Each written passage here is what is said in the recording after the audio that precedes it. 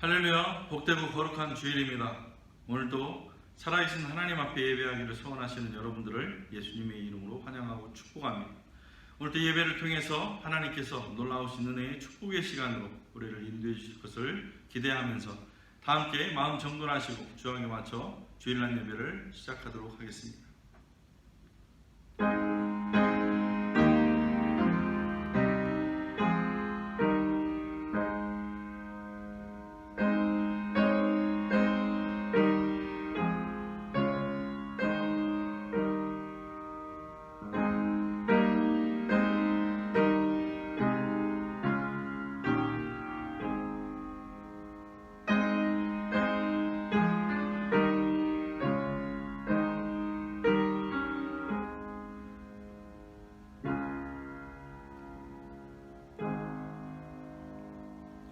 내가 여호와를 기다리고 기다렸더니 귀를 기울이사 나의 부르짖음을 들으셨도다. 나를 기가 막힐 웅덩이와 수령에서 끌어올리시고 내 발을 반석 위에 두사 내 걸음을 견고하게 하셨도다. 아멘.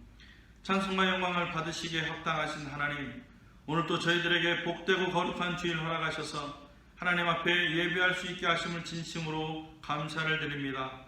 제가 오늘 마음과 정성을 다하여 하나님께 영과 진리로 예배하기를 소원하오니 우리 예배 가운데 자정하여 주옵소서. 감사드리며 예수님의 이름으로 기도하옵나이다. 아멘. 우리 다 함께 사도신경으로 신앙 고백하시겠습니다. 전능하사 천지를 만드신 하나님 아버지를 내가 믿사오며 그 외아들 우리 주 예수 그리스도를 믿사오니 이는 성령으로 잉태하사 동정녀 마리에게 나시고 본디오 빌라도에게 고난을 받으사 십자가에 못 박혀 죽으시고 장사한 지 사흘 만에 죽은 자 가운데서 다시 살아나시며 하늘에 오르사 전능하신 하나님 우편에 앉아 계시다가 저리로서 산자와 죽은 자를 심판하러 오시리라. 성령을 믿사오며 거룩한 공예와 성도가 서로 교통하는 것과 죄를 사하여 주시는 것과 몸이 다시 사는 것과 영원히 사는 것을 믿사옵나이다. 아멘. 우리 다 함께 찬송가 279장 부르도록 하겠습니다. 찬송가 279장입니다.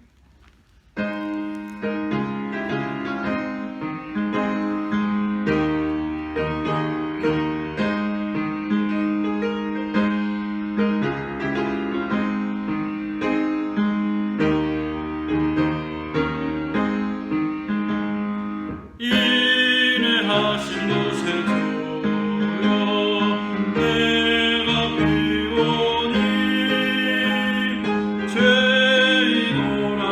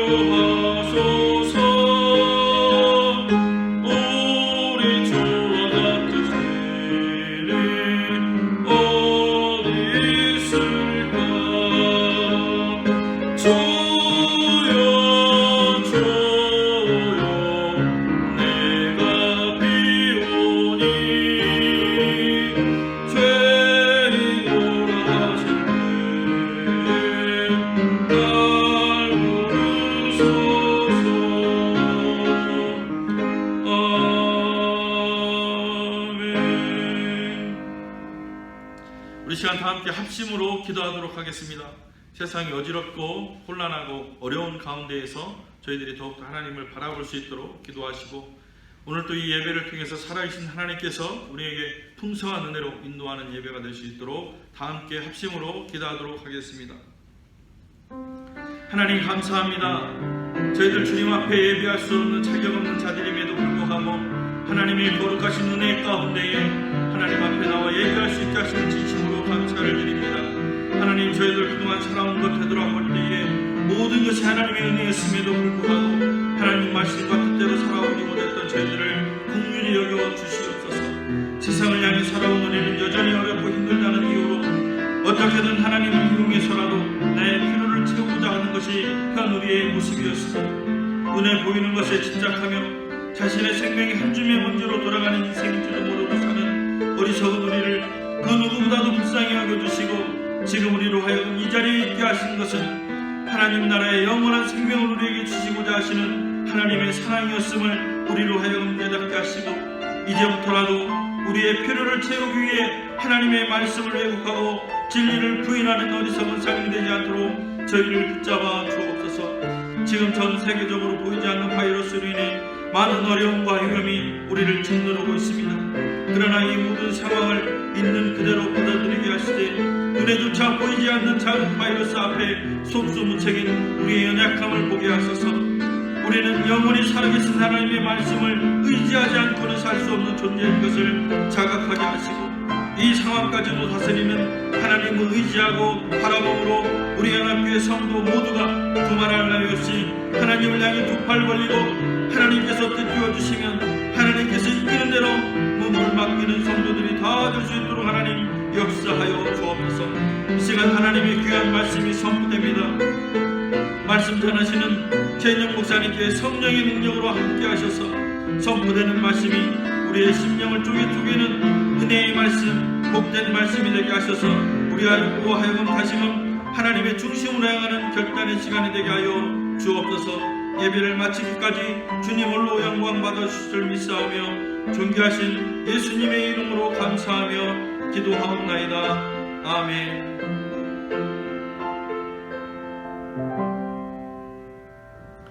하나님 말씀 보도록 하겠습니다. 하나님 말씀은 창세기 4장 9절로 12절 말씀입니다. 하나님 말씀 구약성경 창세기 4장 9절로 12절 말씀입니다. 창세기 4장 9절로 12절 말씀입니다. 처신 줄 알고 제가 봉독해 올리도록 하겠습니다. 여호와께서 가인에게 이르시되 내 아우 아벨이 어디 있느냐? 그가 이르되 내가 알지 못하나이다.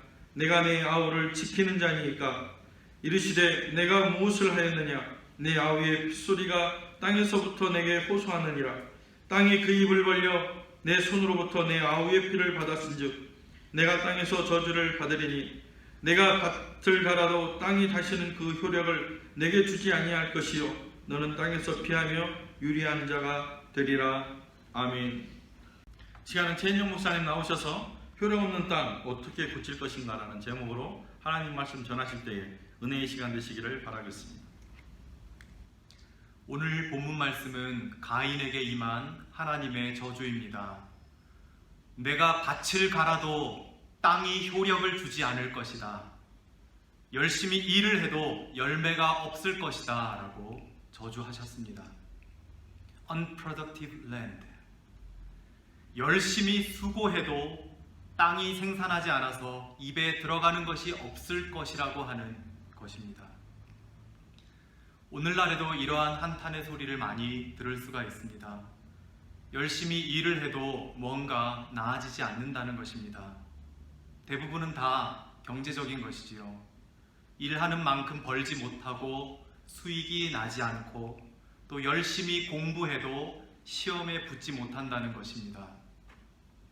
그런 반면에 돈이 많은 부자들은 가만히 앉아서도 돈을 많이 벌 뿐만 아니라 어떤 부자들은 힘없는 사람들을 무시하면서 갑질까지 하는 경우도 종종 있습니다. 이것은 개인의 능력과 성실성 문제만은 아닙니다. 사회 구조적인 문제도 있습니다. 어떤 가난은 개인이 게을러서 오는 것일 수도 있지만 현대 사회에서 가난은 사회 구조적으로 벗어날 수 없는 감옥과도 같은 경우가 많이 있습니다. 여기서도 어떤 분들은 너무 성급하게 아프리카 사람들이 너무 게으르니까 이렇게 가난할 수밖에 없다라고 비난하고 판단하시는 경우도 있는데 꼭 그렇지만은 않습니다. 정말 부지런히 일해도 가난을 벗어나지 못하는 사람들이 태반입니다. 교육을 잘 받지 못했고 교육을 받았다 할지라도 고용 불안정과 저임금에 시달리기 때문입니다. 아프리카만 그런 것이 아니라 케냐만 그런 것이 아니라 우리나라도 그렇지 않습니까? 가난이 사회 구조 속에서 강요되어진 난치병과도 같은 때가 많이 있는 것입니다. 그래서 우리는 사회가 정의롭고 공의로운 세상이 될 수 있도록 힘써야 합니다. 약한 사람이 강한 사람에게 집어삼키움을 당할 수밖에 없는 사회 시스템은 성경적으로 보면 불의한 것입니다. 하나님은 율법에서 가난한 사람이 생겨나지 아니하도록 경제 시스템을 제정해 주셨습니다. 그래도 사회 구조는 불의해졌습니다. 하나님은 그러한 불의한 사회와 불의한 기득권 세력을 통렬히 저주하셨고 그러한 불의한 사회 구조를 공정하고 정의롭게 하나님의 법도와 공의가 흘러넘치도록 고치라고 계속하여 부지런히 명령하셨습니다. 그런가 하면 하나님은 각 개인과 모든 공동체에게 모든 죄를 회개하고 나에게로 돌아오라라고도 부지런히 선지자들을 보내서 촉구하셨습니다. 오늘 우리는 현재 우리가 처한 상황 속에서 하나님의 말씀을 살펴보아야 하겠습니다. 가인이 이런 저주를 받게 된 이유가 무엇인가? 가인이 아무리 땀 흘리고 수고해도 그 땅이 unproductive해져서 효력이 없어져서 열매를 내지 않을 거라는 저주를 받게 된 이유가 무엇인가? 그것은 바로 자기 형제 아벨을 돌보기는커녕 도리어 죽였기 때문입니다. 그뿐만 아니라 하나님께 태연히 거짓말을 한 것입니다.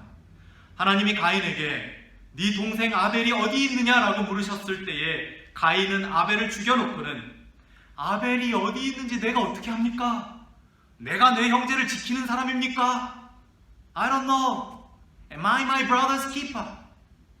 라고 태연히 시치미를 떼었습니다. 여러분 혹시 이 본문에서 한 가지 이상한 것을 발견하지 않으셨나요?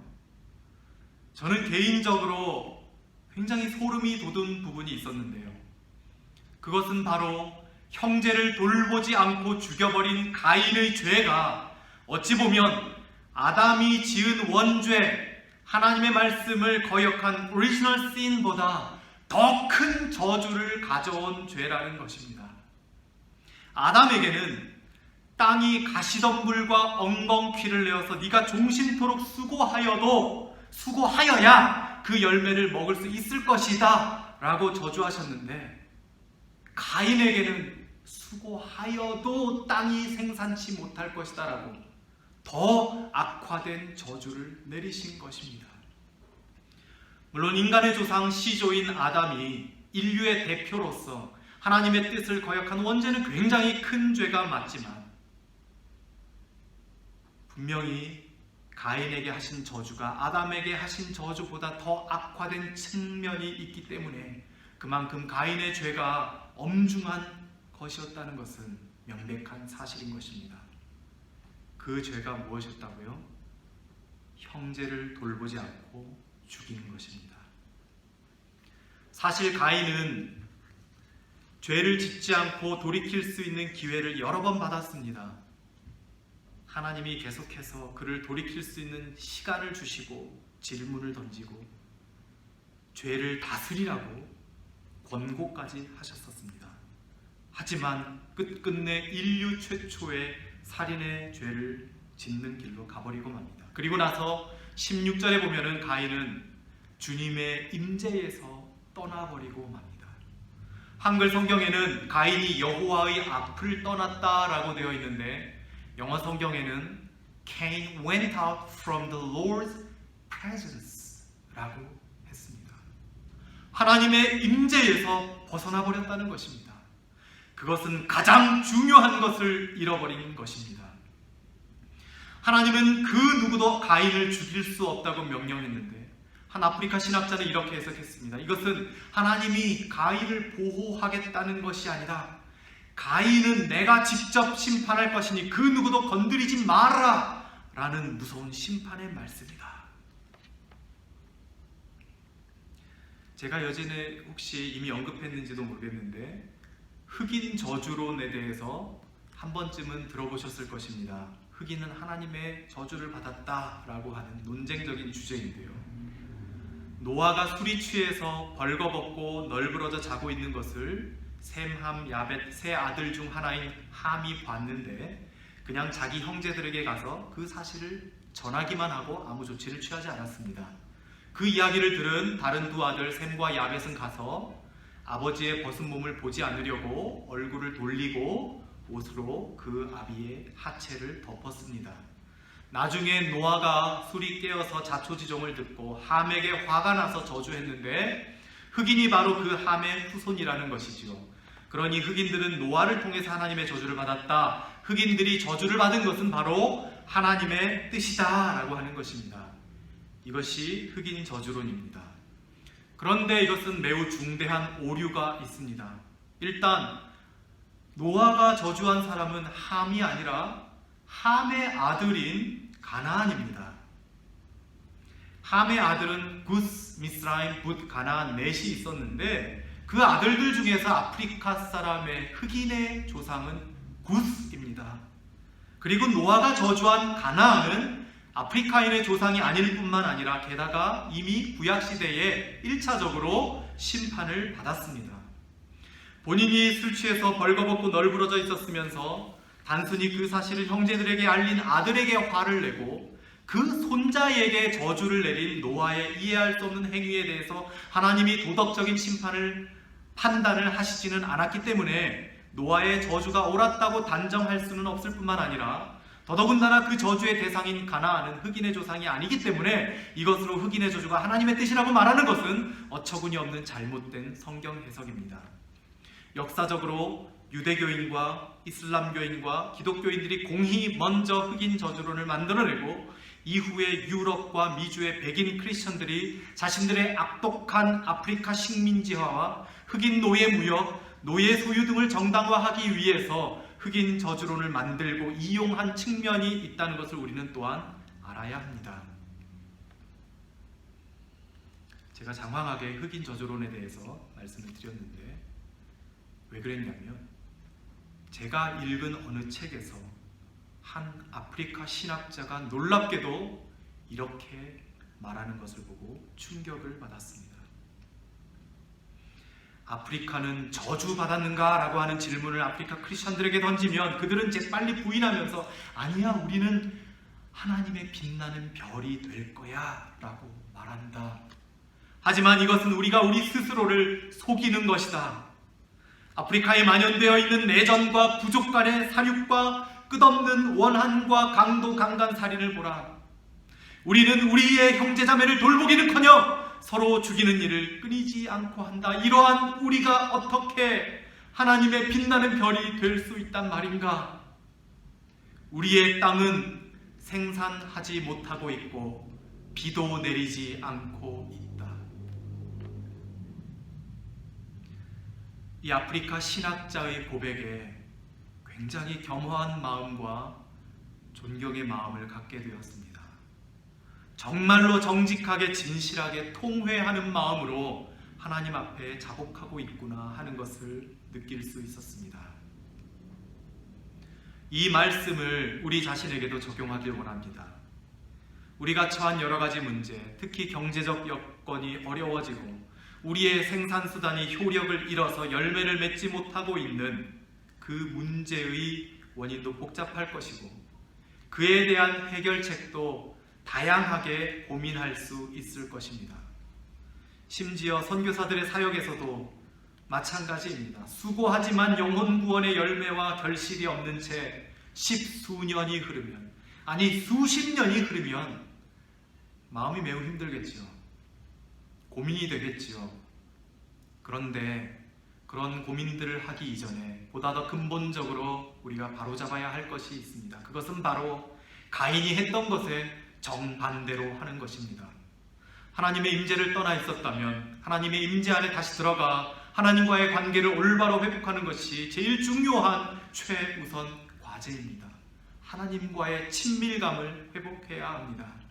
그리고 두 번째는 깨어진 가족 간의 관계, 형제 자매와의 관계, 이웃과의 관계, 공동체 내에서의 관계, 현지인들과의 관계를 올바로 회복하는 것입니다. 그리고 어려움에 처해 있는 주위 사람들, 심지어 내가 잘 모르는 길거리 현지인들이라 할지라도 나의 것을 조금 떼어 나누어 주고 돕는 것입니다. 목마른 사람에게 물 한 잔 주는 것입니다.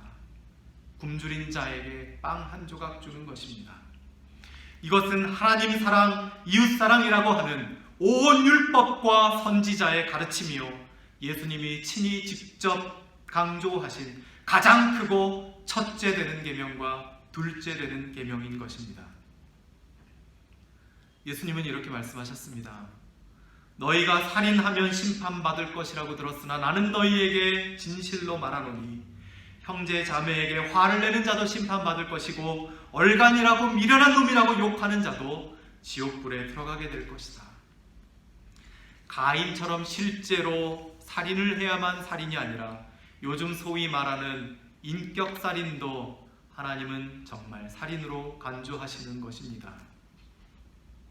하나님과의 친밀감, 다른 사람하고의 관계를 회복하지 않으면 형제를 죽이고도 내가 어떻게 알아요? 내가 내 형제를 지키는 사람입니까? 라며 하나님께 따지고 결국 하나님의 임재를 떠나버린 가인과 다를 바가 없는 것입니다. 과연 나는 내 주변 이웃들의 어려움을 돌보는 사람이었는가? 아니면 무관심한 사람이었는가? 과연 나는 다른 사람들이 당한 슬픔을 안타까움으로 함께 나누는 사람이었는가? 아니면 새치 혀에 독소를 가득 품고 판단하고 비난하는 사람이었는가? 혹시 내가 전자가 아니라 후자의 사람이었다면 내가 하나님을 사랑한다는 것도 다 거짓말이라고 하나님은 말씀하셨습니다. 보이는 형제 자매를 사랑하지 않고 보이지 않는 하나님을 사랑한다라고 하는 것이 거짓이라고 하나님은 말씀하셨습니다. 우리가 서로 사랑할 때 하나님을 향한 우리의 사랑이 온전해지는 것입니다. 이렇게 문제의 근원을 바로잡지 않고 현재 눈앞에 처한 상황을 해결하려고 고민하고 노력하는 것은 허탄한 일일 수 있습니다.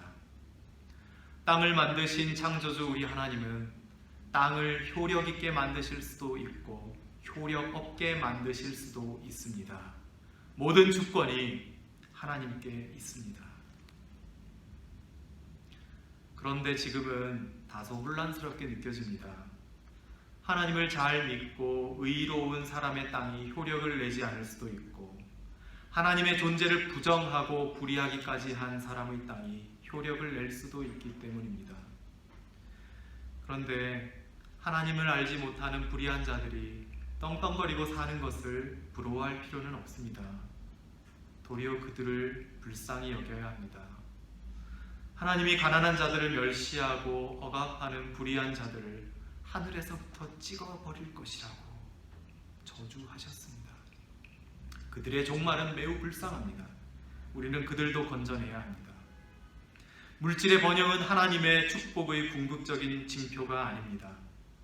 사탄은 감히 예수님을 시험하면서 자신을 경배하면 천하 만물을 주겠다고 했습니다. 사탄도 줄 수 있는 것이 어찌 하나님의 궁극적인 축복이 될 수 있겠습니까? 그리고 물질적으로 번영해져서 하나님을 떠나게 된다면 그 번영은 복이 아니라 저주일 것입니다. 반면에 우리가 어려운 형편에도 불구하고 하나님을 사랑하고 이웃을 사랑하며 살고자 애쓰는데도 우리의 땅이 효력을 내지 못하고 있다면 그래도 기뻐하시기 바랍니다. 말세에 하나님의 백성들이 많은 어려움과 환난을 겪을 것에 대해서는 하나님께서 너무나 많이 말씀하셨기 때문입니다. 우리가 진실되게 살고자 하는데 고난 가운데 있다면 그것은 오히려 우리가 아주 잘 살고 있다는 반증입니다. 이 세상에서의 시간은 우리가 앞으로 내세에서 살아갈 영원의 시간과 비교해보면 아주 짧습니다. 길어야 불과 100년 정도에 불과한 이 땅에서의 짧은 시간 동안 우리는 너무나 많이 흔들리고 쓰러집니다. 환난과 어려움이 닥치면 누가 진짜인지 누가 가짜인지 드러나게 됩니다. 그 환난의 때에 우리에게 필요한 것은 믿음입니다. 그 믿음은 그리 아니하실지라도의 믿음입니다. 세상이 두 쪽이 나도록 미친 바람이 불어도 골고다 언덕 위에 십자가는 쓰러지지 않습니다. 우리는 그 십자가를 붙들어야 합니다. 이러한 찬양 가사가 있지요. 제가 오늘 아침에 오면서도 이 찬양을 들으면서 왔는데, 세상 흔들리고 사람들은 변하여도 나는 주를 섬기리. 주님의 사랑은 영원히 변하지 않네. 나는 주를 신뢰해. 오직 믿음으로 내가 살리라. 오직 의인은 믿음으로 말미암아 살리라. 아멘. 코로나 바이러스로 우리 주변이 혼란스럽습니다. 한국과 미국에 있는 절친들과 이야기를 해보고 또 케냐에 있는 한국분들이나 다른 외국인들, 현지인들과 얘기를 해보면 확실히 케냐에서 체감되는 두려움이 더 큰 것 같습니다. 여러분 잘 알다시피 코로나 바이러스가 오기 이전부터 이미 이곳 케냐 땅은 비가 오지 않아서 많은 사람들이 고통을 겪다가 갑자기 또 비가 많이 와서 홍수로 많이 죽었습니다. 얼마 전에 그 우기 동안에 250명 이상 되는 케냐 분들이 폭우와 홍수로 죽었습니다. 저의 사역지도 비가 오지 않는 광야인데 비가 많이 오는 상류 지역에서 시작된 그 강이 범람하는 바람에 많은 고통을 겪었습니다. 지난 성탄절과 신년 시즌에 그 사역지에서 홍수가 난 마을들에 식량을 배포하고 있는데 14살 된 소년이 2시간 동안 악어에게 뜯어먹히는 장면을 저도 목격하였습니다. 2시간 뒤에 겨우 나무 그 줄기를 속을 파내서 만든 그 허름한 카누를 빌려서 겨우 가지고 와서 남은 시신을 수습하고 그 다음날 그 마을 사람들과 함께 장례를 치루었습니다. 아주 끔찍했습니다. 그런가 하면 잘 아시는 바대로 동부 아프리카의 메뚜기 떼가 휩쓸고 다녀서, 메뚜기 떼는 아직 끝나지 않았습니다. 지금 더 늘어나고 있다고 합니다. 그렇게 식량난을 가속시키고 있고 식량 위기와 굶주림에 대한 두려움이 커지고 있는 와중에 이 코로나 바이러스가 창궐하여 상황이 악화되고 있습니다. 역대하 7장 13절 14절은 이렇게 말합니다.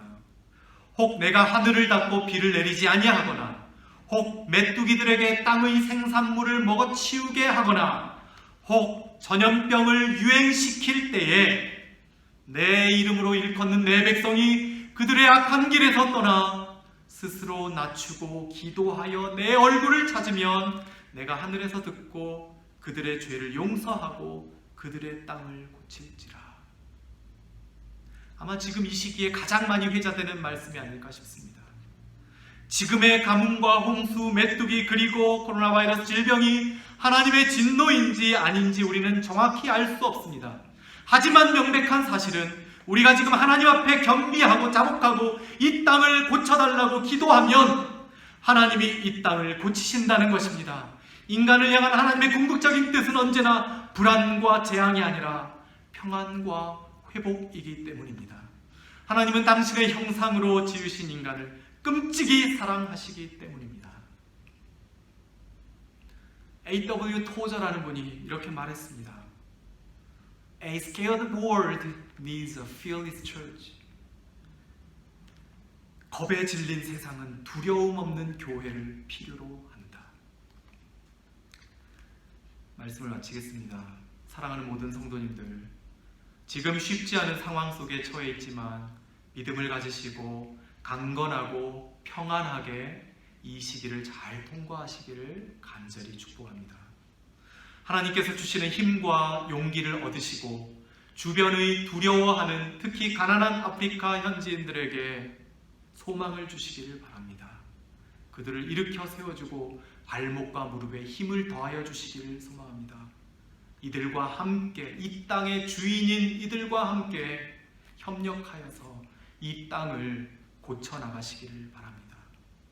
무엇을 먹을까 입을까 하는 것은 걱정하지 말고 하나님의 나라와 의를 먼저 구하면 이 모든 것을 다 더하여 주신다고 약속하셨으니까 그저 우리 모두는 어디에서 무엇을 하든지 정직하게 땀 흘리고 그 땀의 열매가 크던지 작던지 남의 것과 비교하면서 허탄하게 교만해하거나 열등감에 빠지지 아니하고 그저 있는 그대로 감사함으로 주님께 제사 올려드리고 작지만 일부를 떼어서 주위의 연약한 이웃과 나누어 먹고 그들을 사랑하고 섬기고 복음을 전하면서 살면 주님이 영광 받으시고 하나님의 나라가 우리의 처소에 임할 것입니다. 우리 모두가 그렇게 우리의 땅을 효력 있게 일구어 나가고 우리의 땅을 고쳐 나갈 수 있기를 축복합니다. 기도하겠습니다. 사랑하는 주님의 은총을 감사합니다. 우리 모두가 어디에서 무엇을 하든지 우리의 이웃들을 조금이라도 더 진정성 있게 사랑하고 섬기는 하나님의 아들, 딸이 되도록 도와주세요. 그렇게 해서 주님이 영광 받으시고 주님의 나라가 이 땅에 임하고 주님의 뜻이 이루어지기를 간절히 소망합니다. 그것이 저희의 가장 큰 제일 되는 소망입니다. 이 땅을 질병으로부터 구해주세요. 식량난으로부터 구원해주세요. 죽음의 공포에서 구원해주세요. 한 영혼이라도 더 주 예수 그리스도의 보혈로 구원하여 주세요. 이 땅을 고쳐주세요. 이 땅을 회복시켜주세요. 저희들 위험하고 힘든 아프리카에 살고 있다고 감성팔이하면서 아프리카 팔아먹는 위선자가 되지 않도록 저희의 생각과 입술에도 파수꾼을 세워주세요. 주님의 이름이 높이 올라가기를 간절히 소망합니다. 예수님의 이름으로 기도합니다. 아멘. 네, 은혜의 말씀 감사드립니다. 우리 다 같이 금주의 찬양 여호와의 6월절 부르시고 난 이후에 최은영 목사님 나오셔서 축도함으로 주일날 예배를 마치도록 하겠습니다.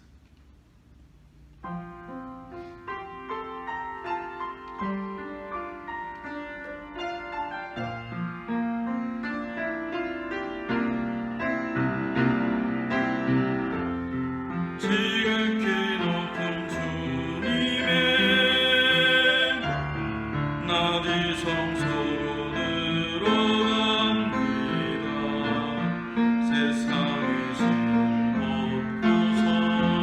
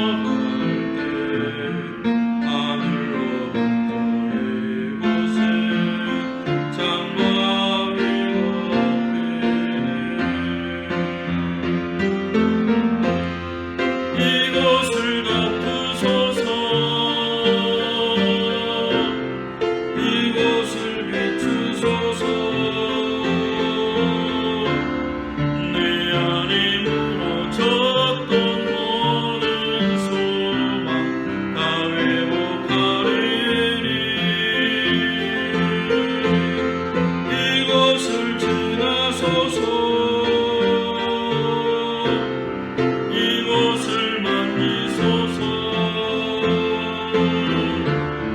내 안에 죽어가는 모든 예배가 살아나리라. 이곳을 덮으소서. 이곳을 덮으소서. 이곳을 비추소서. 내 안에 무너졌던 모든 소망 다 회복하리니. 이곳을 지나소서. 이곳을 만지소서. 내 안에 죽어가는 모든 예배가 살아나리라.